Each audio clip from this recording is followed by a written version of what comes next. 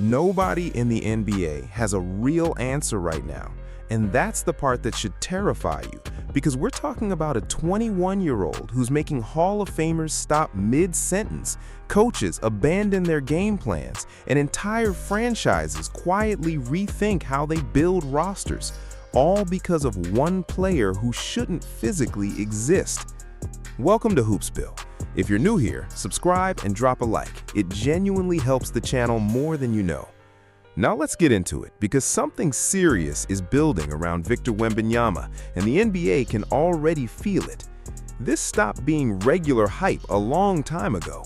What's making people genuinely uncomfortable isn't just the highlight reel. It's the fact that even the most respected voices in basketball, guys who've seen every superstar era, every generational talent, every dominant big man in league history, are watching Wemby play and running out of comparisons before they even finish the sentence. That's not something that happens every year. That's not even something that happens every decade. The confusion is the tell. When legends go quiet mid-thought, you pay attention. One possession, he's bringing the ball up the court like a guard, crossing defenders, pulling up from deep with that silky release that looks straight out of a Kevin Durant mixtape.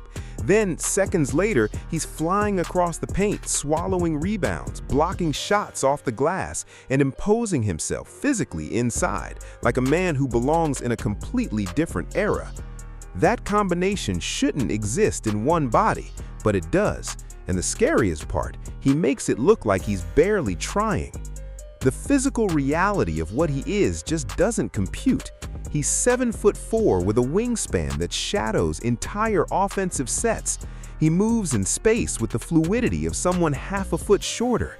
He reads plays before they develop with the instincts of a 10-year veteran. Coaches game plan for his weaknesses every single night, and he still keeps finding new ways to hurt you. The adjustment speed alone tells you everything about where his ceiling actually sits. And then there's the defensive side of this, which honestly doesn't get talked about enough. He's protecting the rim, switching fluidly onto guards, blowing up pick and rolls before they even develop, shutting down drives before they reach the paint, and altering offensive decisions from the moment teams cross half court. Players aren't even attempting certain shots anymore just because he's standing in the vicinity. Think about what that means. He's changing what offenses are willing to try before a single defender has moved a step. That kind of passive dominance is something the league hasn't had to account for in a very long time, and it's exposing something that the analytics era quietly buried. Defense wins. For years, the conversation in basketball revolved almost entirely around offense, scoring titles, deep threes, isolation, efficiency, shot creation. Defense became something you appreciated in the background. Then Wembanyama walked into the league and essentially said, "You're all playing half the game," and nobody on television had a clean rebuttal. Because when you watch the actual impact numbers, the way possessions change, the way offenses deflate, the way players hesitate, it's hard to argue with him. He came out and reminded the entire league that defense is 50% of basketball, and suddenly analysts had to sit with that uncomfortable truth. But here's where it gets really interesting, because what separates this from every other dominant young big man is that his offense is catching up faster than anyone predicted.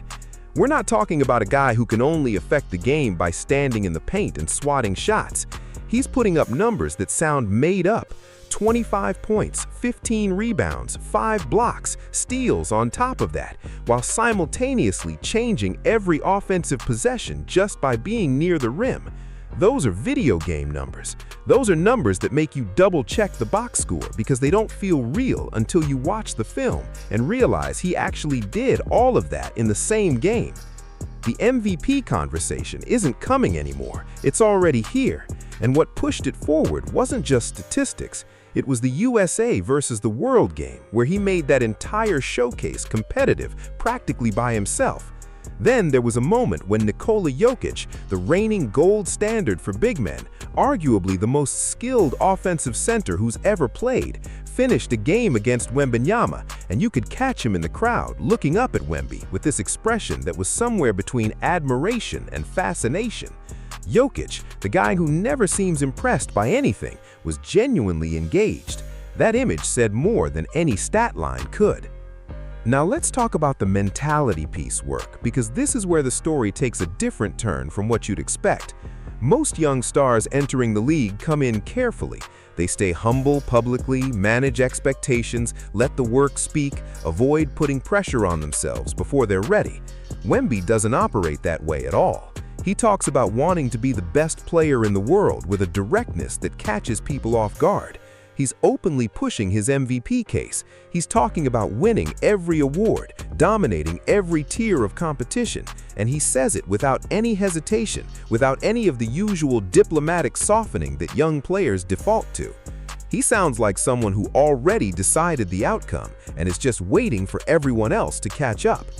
That confidence shifts the dynamic around him completely, because now it doesn't feel like you're watching a talented kid developing towards stardom.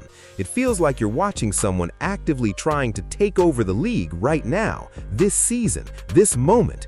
And the wildest part is that nobody has given him a real answer yet. The challenges keep coming in, the trash talk gets exchanged on the floor, the double teams tighten up, and he keeps responding. He got physical with, talked back to, tested by veteran players, and in every single one of those moments, he held his ground. That's not just skill, that's character, and character is what determines whether a great player becomes a generational one.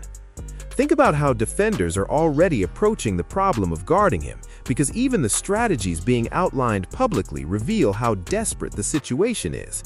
The best approach anyone has come up with is to meet him at half court, disrupt his dribble patterns early, force him into uncomfortable spins, and make him cover as much ground as possible before he can gather himself.